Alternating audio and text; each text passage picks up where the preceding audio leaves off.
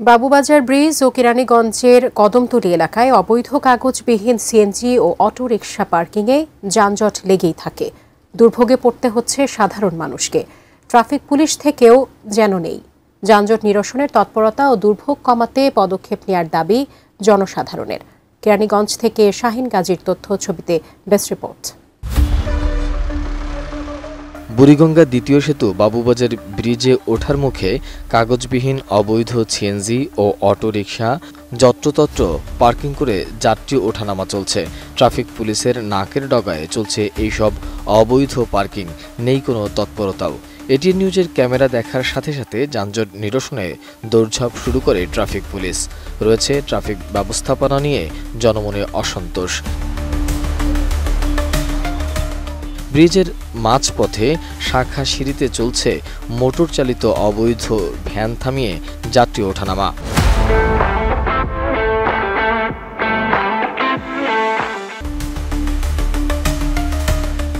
Bridge থেকে নামলেই কেরানীগঞ্জের কদমতলী মোড়।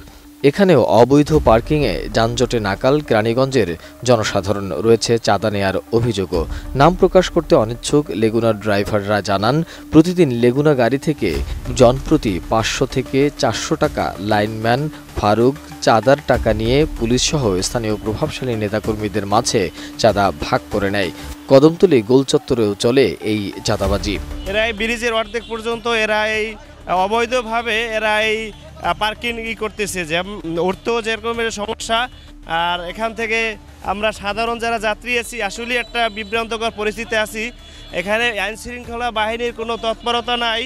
আসা তো অনেক সমস্যা, এই যে যানজট থাকে, গাড়ি ঘোড়ার কোনো শৃঙ্খলা নাই, যে যেরকম পারতেছে সেরকমই চলতেছে। আমাদের স্কুলে পরীক্ষা এই 2টা বাজে শুরু হয়, কিন্তু আমাদের যাইতে যেতে তো অনেক কষ্ট হয়। যাওয়ার পথে বাম্বুরা সিএনজি থাকে, আর ঢাকাতে আসার পথে ডাইনমুড় আপনার বাম্বুরা বিআরটিসি গাড়িগুলো থাকে, লোকাল গাড়িগুলো থাকে, ঠিক আছে। অটো, ভ্যান, রিক্সা তারা যানজট করে গ্যাদারিং করে রাখে। এই যে দেখেন আপনার এখানে আমি সিঙ্গেলের মোড়ে বসে রয়েছি, আপনার বাম্বুরা সাইডটা দেখেন, অটো রিক্সা ভ্যান দেওয়া অভাব নেই, কিন্তু তারা সিঙ্গেল অমান্য করে চলতেছে। এই রিক্সা, সিএনজি, অটো এগুলোর জন্য বেশি ঝামেলা লাগে। আর মনের মধ্যে প্রত্যেকটা জায়গায় এই মানুষজনেরা সাইড দেয় না। ও আমাদের হাঁটার কথা হইলো সাদা জায়গার ওই সাইড দিয়ে, ঠিক আছে। তো এই অবৈধ পার্কিং, অবৈধ এই ভ্যানগুলো রাখার কারণে আমাদের হাঁটতে হয় মাঝখান দিয়ে। তো এই মাঝখান দিয়ে হাঁটার কারণে অনেক সময় আমাদের কি হয়, দুর্ভোগে পড়তে হয় বা আমাদের অ্যাক্সিডেন্ট হতে হয়। মনে করেন যে কদমতলীর গাড়ির লাইন, লেগুনার লাইন, আমরা নিজেরা লেগুনা চালাই, আমরা 540 টাকা জিপি দেই।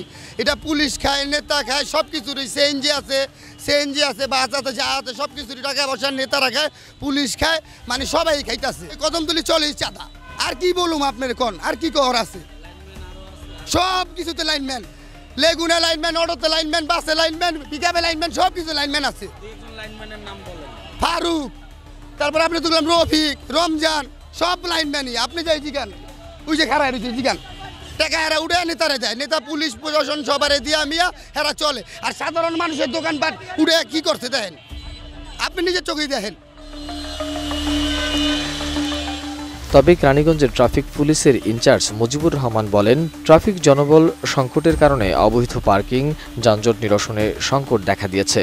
জনবল চলে আসলে যানজট নিরসন, অবৈধ উচ্ছেদের অভিযান অব্যাহত থাকবে বলেও। আপনি দেখবেন আমাদের অনেকগুলো চোখে আমরা আটক করেছি, সেটা আটক করেছি। এটা আমাদের দৈনিক নিত্যদিনের কার্যক্রম। আমরা ডেলি উৎপাদ উচ্ছেদ করি, তারপরে যানজট নিরসন আমরা কিন্তু আমাদের জনবল একটু সংকট আছে।